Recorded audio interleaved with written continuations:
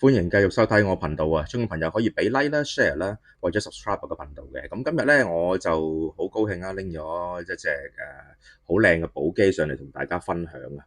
咁呢隻寶機咧，其實咧即係我認識佢啦，佢就唔係一出嗰陣時我都識佢嘅，佢係05年出，但係我好似係01嗰陣時啱啱玩錶冇幾耐咧，都覺得呢啲錶咧好 classical。但係就太 dress watch，咁我嗰陣時中意少少大錶啦，就冇買到。咁但係其實嗰陣時咧，我好記得呢隻錶係好流行。咁當然啦，嗰隻就唔係呢一隻嚟嘅。咁最初呢個系列咧叫做La Tradition 咧，就係叫7027啦，就37mm 嚇。咁我記得咧呢隻錶咧其實係復刻翻咧寶璣咧，佢喺1796年咧做咗一隻駝錶，咁叫 subscription。咁其實呢隻錶嘅精髓咧就係將嗰隻駝錶個底咧，就反過嚟做呢隻錶個面嘅，咁所有入邊嘅佈局咧都跟翻當年嗰隻駝錶嗰個嘅藍圖啦。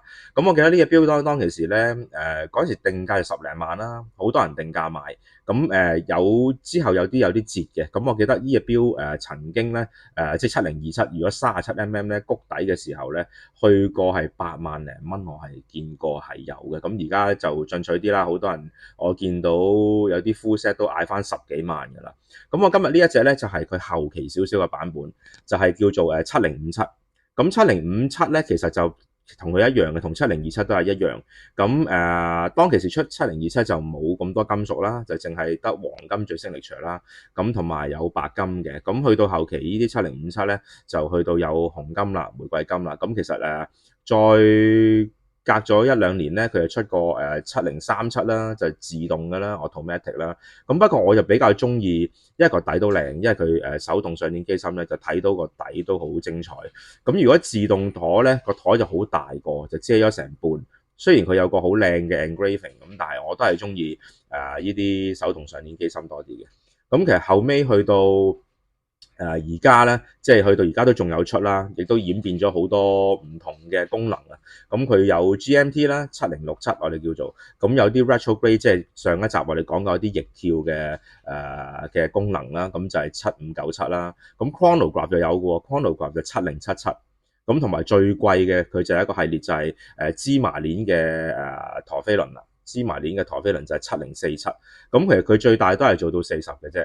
咁老實講，而家你話個細錶潮流興翻咧，感覺上好似37係啱啦 fit 晒咁。但係其實我今日呢隻40咧，又唔覺得佢細嘅，即係我覺得係 OK。因為正常如果你將啲嘢夾硬放大咧，其實你入邊如果只要啲嘢係好唔 balance，你望落去就好空泛。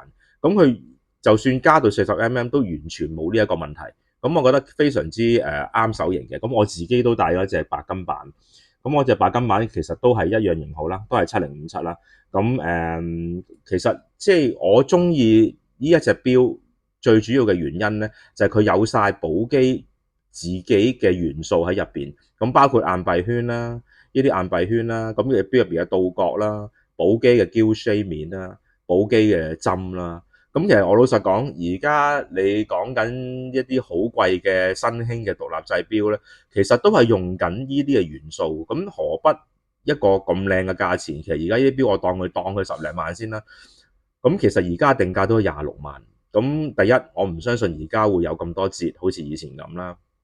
咁第二就係你買一隻有呢啲元素喺度，何不買一隻一代宗師自己嘅原創呢？咁我覺得其實咧喺寶璣裏邊嘅辨識度最高嘅話咧，呢一隻錶都算係其中之一隻咯。咁當然好老實，我又覺得佢嘅產量係唔少嘅，即係出咗咁多年，由05年出到而家2026年，雖然衍生過好多個版本。咁你話係咪真係好珍貴、好稀有？佢未必一定係。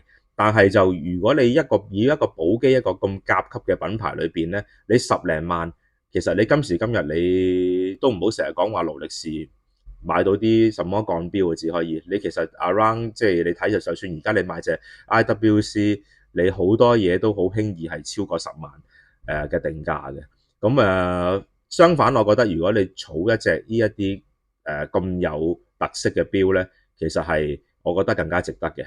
咁俾多次大家睇啦，即係冇辦法唔對比一下一隻白金一隻紅金啦。咁紅金係後期啲嘅，咁我呢隻白金咧就係初代少少啦。即係就未去到0506嗰啲咁初代啦，呢都係10幾年嘅嘢啦。咁呢一隻就應該係16打後，我印象中先至會有呢一種配搭嘅。咁佢亦都嗱，如果我白金面咧，佢就配翻燒藍針嘅，就白面就銀面係啦，銀面 Q shade 配翻個燒藍針。咁如果佢呢一隻咧，因為佢黑面啊，就配翻啲針係白色嘅。咁我覺得其實真係各有特色嘅。咁今日分享咧叫做都一對咧，雖然其實主力都係講呢一隻，分享一對寶璣嘅La Tradition 7057。咁我哋都有售嘅，呢一隻錶係可以喺鋪頭度買到嘅，其實都係10頭已經買到㗎啦。其實而家呢啲錶，咁我覺得相當之值得去儲一隻嘅呢啲錶。即係如果大家即係唔好嫌佢好 dress watch 啦，即係老實講，呢啲錶你着 T 恤就唔係幾好睇㗎啦，即係你着恤衫就贏晒嗰啲咯。咁我覺得就愛錶人點都要有一隻呢啲守喺門口嘅。咁今日分享去到呢度啦，希望大家鍾意，多謝各位收睇。